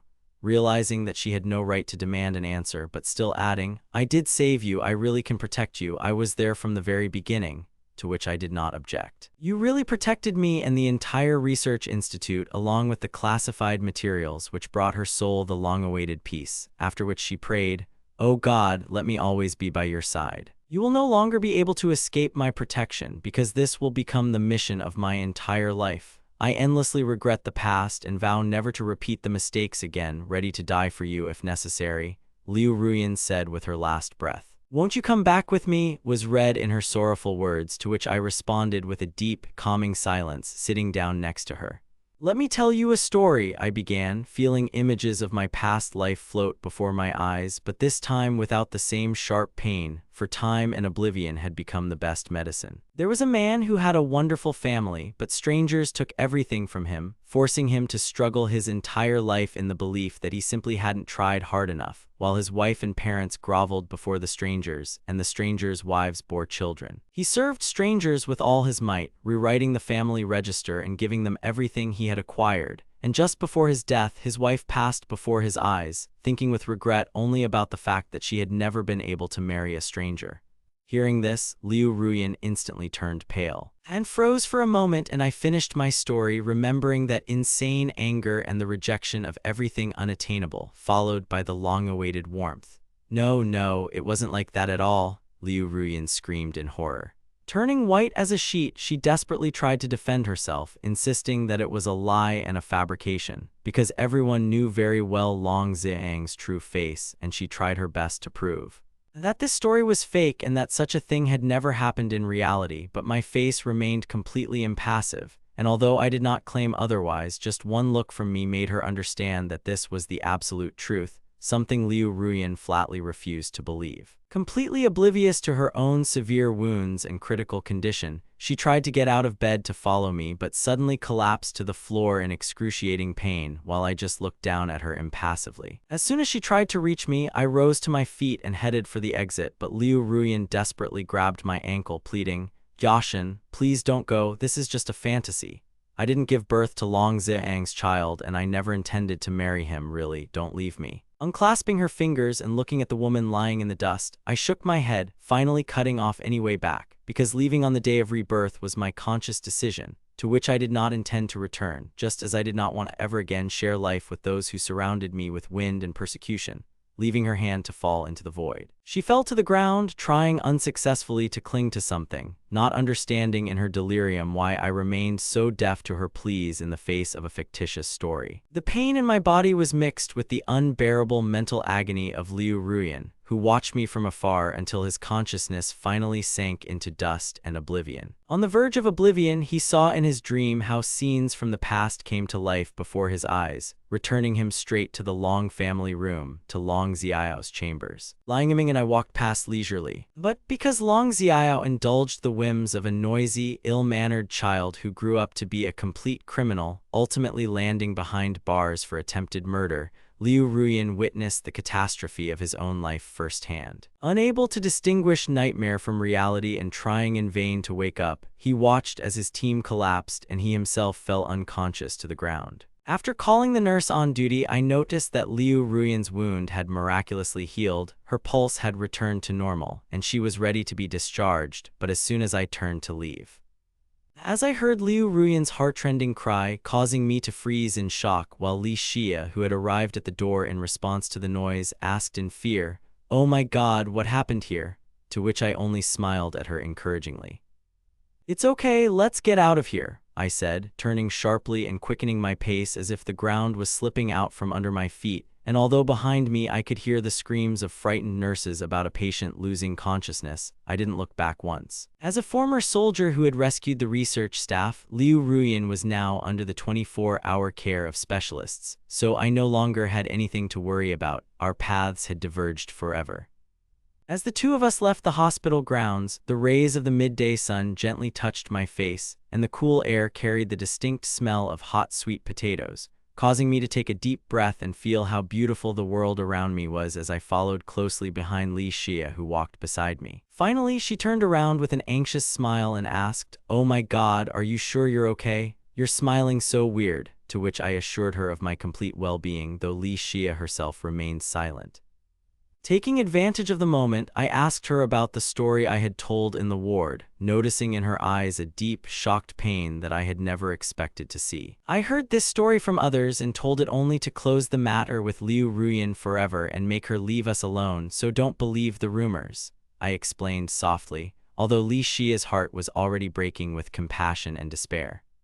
She didn't know for sure whether I was telling the truth, but she desperately hoped otherwise, remembering our first meeting, when I seemed to her an extremely quiet guy, unaccustomed to other people's kindness, whom she initially considered simply withdrawn by nature. Now, after realizing the abuse I had endured at the hands of the Long family, Li Xia felt such intense pity and anger towards me that she accepted me wholeheartedly without hesitation, determined to protect me from any hardships. Stopping in the middle of the road and looking at me with a shining gaze riveted only on me, she firmly said, "Comrade Long, everything I said was the purest truth," and at that moment the whole world around ceased to exist.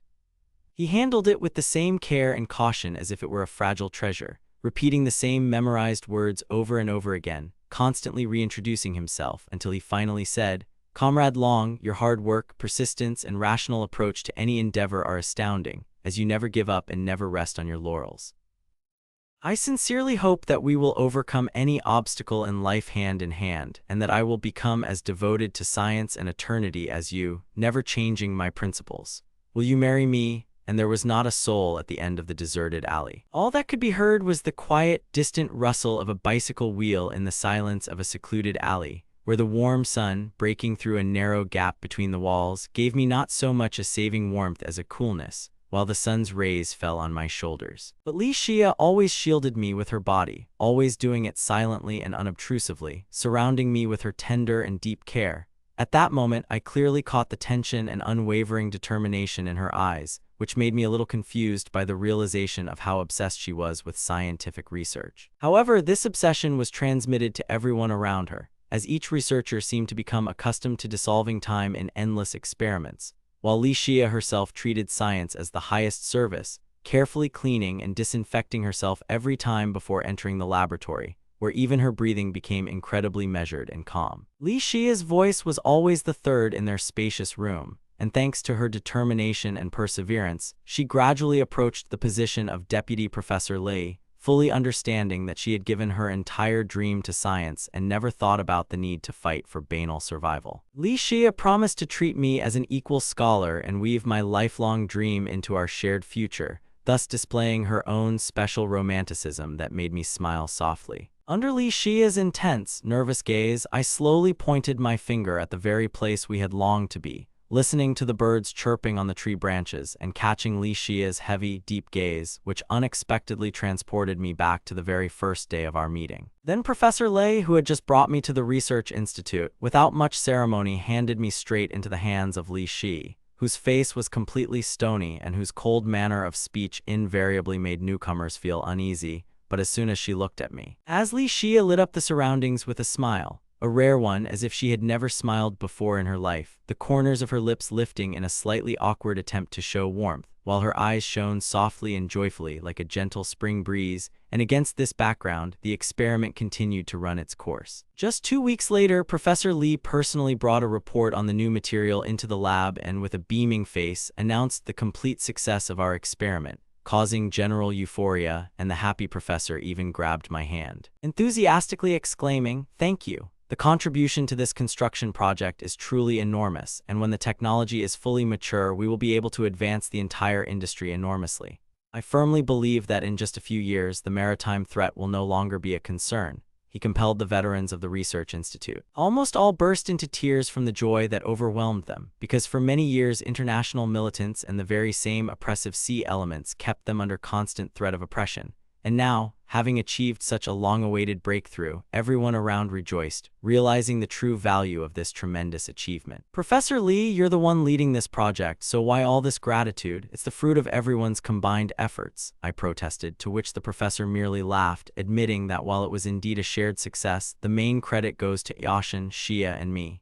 He then became so excited that he immediately began to guess what kind of reward we would wish to ask from the leadership arriving from above, strongly advising us not to miss such an opportune moment for an important request, although the professor himself at that moment was afraid that I would again demand only a portion of new experimental materials, when suddenly a melody sounded. And Li Xia, coming closer, quietly asked what we really wanted, which caused the confused Professor Li to be speechless for a moment, and then allowed us to name any reward we wanted. Without a moment's hesitation, Li Xia walked up to Professor Li, helped him get comfortable, and calmly announced that she wanted to get married, plunging the lab into absolute silence until my surprised colleagues immediately turned to me with questions about who this mysterious bride was, although Li Xia herself remained silent. Giving everyone present a beaming smile, I replied that I was also planning to get married, and turned my gaze to Li Xiu, who was the first to smile back, firmly squeezed my hand, and promised to treat everyone to wedding candies on the day of my wedding with Comrade He Long,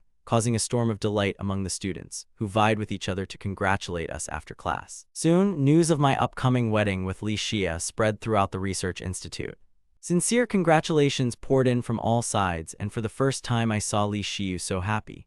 As soon as someone started a conversation with her at the institute, she could enthusiastically respond to any remark for hours, and hearing such long-awaited words of approval addressed to us after all these years, I could hardly hold back the tears that welled up. Finally, I managed to drag her out of the research institute, saying, "Didn't you say my aunt and uncle were waiting for us at home? Let's go quickly."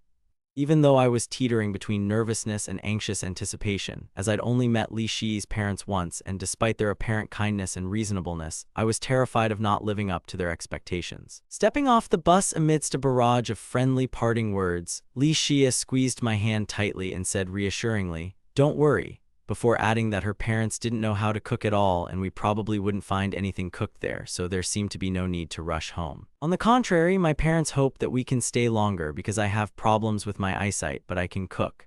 Before I could finish speaking, Li Xia gently stopped me, her face lighting up with a gentle smile, and objected, "I don't agree with this, because cooking for you is the best way to express parental love for your future husband. The Research Institute usually has a strict 3-day meal plan, and I don't have to strictly adhere to the family traditions. But if we don't show up on time, my parents will be terribly unhappy, and I'll have to listen to them reproach me for being a good-for-nothing son-in-law," she added with a serious expression. That all I could do was nod obediently, after which we continued our leisurely journey home, walking hand in hand through the streets, where even the news of Li Xia's co-worker's marriage forced us to make a small detour, and pop into a pastry shop to buy some sweets as gifts for local acquaintances, picking up on the flattering comments of our neighbors about us as an ideal couple. And although I noticed how our pace slowed, I just smiled at the guard and mentally sighed, deciding to let her enjoy this absolute happiness until the news of our wedding reached Du Zeitung. The young man immediately ran up to me with familiar grimaces and playful threats, "Brother Audion, now you've officially become my son-in-law, watch out," to which I replied with a stern look that I wasn't ashamed at all. Smiling good-naturedly and trying to provoke me, Du Xiting immediately suggested, "Brother Audion, since you don't really have your own place here, why don't you have your wedding right here in our house?" But I knew all the ins and outs of his family in those difficult years when he himself suffered from the insensitivity of his parents, and therefore I was not going to accept this offer, considering myself a completely independent person. My own father and mother had long ago disowned me, deciding that since I was unwilling to be a dutiful son, I was no longer a member of their family, and I had no intention of coming to them to confess because of a stomach ache, so Du Xiting's idea naturally fell through, especially since the teacher soon announced his intention to make me his official godson. Until now, it seemed to me that all of this was happening in a dream, because I could not believe that Professor Lee would decide on such a step, considering that although he and his wife had survived serious injuries at the beginning of the year, they did not have their own children, and among his many students, he had never singled out anyone in such a way, and therefore the honor that fell to my lot seemed something incredible. Professor Lee's wife helped me acquire a real home. She carefully supported a sheet of paper attached to my back while I concentrated on drawing sketches of future clothes, and Professor Lee, sitting next to me, was intently reading a fresh newspaper. Hearing my timid doubts, he put down the newspaper and sternly interrupted me. "What doubts are we even talking about? You're smart, talented, and have proven your reliability, and your future mother-in-law is simply desperate to take care of someone because our other students are so young and frivolous, while you are truly worth worrying about, knowing how disgusting your biological family was. So my old man and I consulted and decided to register you as our godson, so that no one would ever think of offending you or your fiancé Li Xiu in the future." With these words, Professor Lee looked meaningfully at Li Xiu, who was standing in the doorway. Although she received a slight scolding from him, she only smiled softly in response, overwhelmed with joy from the realization that I now had reliable protection from all sides, because only a few days remained until our wedding. Meanwhile, Liu Ruyan was the last to hear the news, having spent a long time recovering from severe injuries and barely learning to move in a wheelchair. However, due to her health, she could no longer remain on the front lines, and the organization issued an official verdict on her transfer, making her name known throughout Beijing. She had no choice but to return to the capital, but Liu Ruyan categorically refused, despite the persuasion of her comrades, who reminded her that with her wealth of knowledge and military achievements, brilliant prospects for career advancement would open up in her new position. Having lost patience with her stubbornness, her coworkers snapped, "Haven't you gotten that comrade long out of your head yet? He's actually getting married any day now. Do you really want to do something stupid because of someone who's long forgotten you?" Liu Ruyan's entire body shook and she jerked her head up. The thought that Yashin was actually going to marry another seemed completely impossible to her, and she tried to fiercely deny what she had heard, but the cold, pitiful looks of her comrades made her bitterly realize the harsh reality. Realizing that no one was planning to deceive her and that he was actually leading another woman down the aisle, Liu Ruyan screamed in pain, clutching her chest so convulsively that her frightened comrades rushed to her aid, until at that moment the nurse on duty knocked on the door of the ward with a message about a phone call for Liu Ruyan, causing her to freeze in the hospital room, because on the other end of the line were the dragon parents, whose mother immediately started babbling. "Ruyan, we just received some money from Yashin. Tell me, does he know we're sick? Does he remember us? Did he ask about us the last time we met?" Remembering her promise to somehow help cure the old people, Liu Ruyan fell silent for a moment, after which the dragon mother immediately began her usual song, "When will Yashin return? I want to see my son," making Liu Ruyan close her eyes as tears welled up. Realizing that because of my fierce resistance, she still didn't dare tell my parents the truth about my stay in the south, Liu Ruyan found herself trapped in her own powerlessness, and the dragon mother's incessant sobbing on the phone sent a sharp pain through her heart. Realizing the inevitability of retribution for the past and thinking about my upcoming wedding, she could no longer remain calm, and after long attempts to console the crying old people, she finally squeezed out the truth. "Yashin is now in the south, but unfortunately I found him too late, and now he no longer wants to forgive us or even see us," after which an ominous silence hung in the line. She silently waited for an outburst of anger, naively believing that her dragon parents would immediately demand that she take them to me, but instead, the grief-stricken mother quietly said, as if she had not heard the words of unforgiveness, "It's okay, our Yashin will definitely return," after which the connection was cut off. Meanwhile, at home, my dragon parents sat on the worn sofa, clutching in their trembling hands one of my uncle's old alarm clocks, and the other a broken pocket watch that they had found with such difficulty at the recycling center. having spent more than half a year rummaging through tons of junk in search of the very thing that I had once thrown out before leaving the capital. The state allocated people to care for them, but physical health could not heal their wounded souls, and now their faces and eyes were terribly yellow, while the dragon father lovingly stroked the frame of the glassless watch, carefully blowing the dust off them, knowing full well that this was the very same children's watch that I had once given him. And since the mechanism had been repaired, my son would certainly return home. His wife, crying next to him, echoed him, sincerely believing that we were waiting for his return under his native roof. And while the telephone line remained dead, somewhere in the distance joyful cries were heard, because my wedding was scheduled for exactly mid-September. The cool but not yet frosty autumn weather was perfect for the celebration, for which the caring Du Zeitung personally sewed me an elegant outfit, selected the perfect clothes, and presented me with an expensive watch as a gift, saying, "This is the very watch that I saved especially for you, because, according to my uncle, my grandfather wore it on his wedding day and lived the happiest life with my aunt, and since it has a permanently installed emergency contact mechanism, no one will be able to take it off," Du Zeitung proudly declared, handing me the gift. It is impossible not to share this sincere admiration, because when a person starts a family, he invariably dreams only of simple human happiness, which I was deprived of in the past, having no support from either my parents or anyone else. And now, having finally dealt with all the hardships of the Wei family, I could breathe freely. Li Xia waited patiently for me at the door, beaming with happiness in an almost real wedding dress, as if she was about to turn this entire ancient city upside down. And as we walked towards the banquet hall, accompanied by a noisy gang of local children, the soft rays of the setting sun flooded the ancient streets. The trees swayed in the gentle breeze, the festive illuminations of the Wei estate shone with all their lights, and from every relative I met came warm wishes for a long and happy marriage, to which I responded with a smile that was equally foreign and surprisingly familiar. As I absorbed the sounds of this ringing, beautiful wedding, I suddenly felt a blush creeping up my cheeks, and instinctively I tightly squeezed Li Xia's hand,